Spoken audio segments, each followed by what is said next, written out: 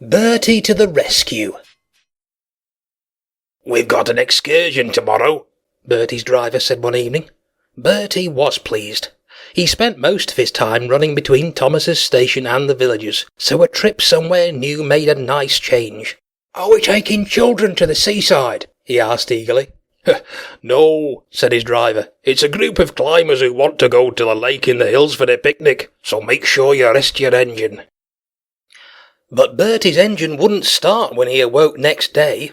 His driver tried everything he could do to make Bertie's engine better, but it was no use. So Bertie's friend Algy had to collect the climbers instead. Algy arrived on time and they all set off happily. But when they had done half their journey, Algy had to wait at some traffic lights. While they waited, Algy's engine stopped, and, try as he might, the driver could not start it again. "Would you mind helping me push Algy out of the way?" the driver asked the passengers. "We can't hold up the traffic like this." The passengers were pleased to help. They pushed as hard as they could, and, in a cloud of white smoke, managed to get Algy started. Algy's driver went on very carefully, never letting the engine run slowly, until at last, late but safe, they reached their destination. From a nearby house, the driver telephoned the garage to tell them what had happened, and the group of climbers ate their lunch.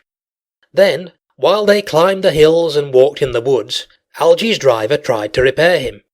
He worked hard all afternoon. Again and again he tried to start Algy's engine, but it was no use.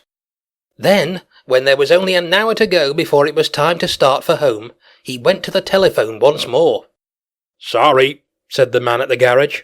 "Bertie is still not well, but we'll do what we can." A little while later, tired after their day in the hills, the climbers returned to Algy the bus for their journey home. They were surprised to see Algy's driver still trying to make his bus start. "Shall we push you again?" they asked wearily. "Oh, I don't think that'll help now," said Algy's driver sadly. "I can't get him to work at all." "How long will it take for another bus to come and collect us?" the climbers asked anxiously. "I'm afraid there isn't another bus," said Algy's driver. "That's the trouble. Bertie's out of action as well. But I rang for help an hour ago." At that very moment they heard the toot of a familiar horn in the distance, and soon who should appear around the corner but Bertie. "Hop in," he said cheerfully, as he stopped beside Algy and the climbers. "Driver's mended me, and now I feel fine. We'll have you home before you can say, 'Bertie the bus.'"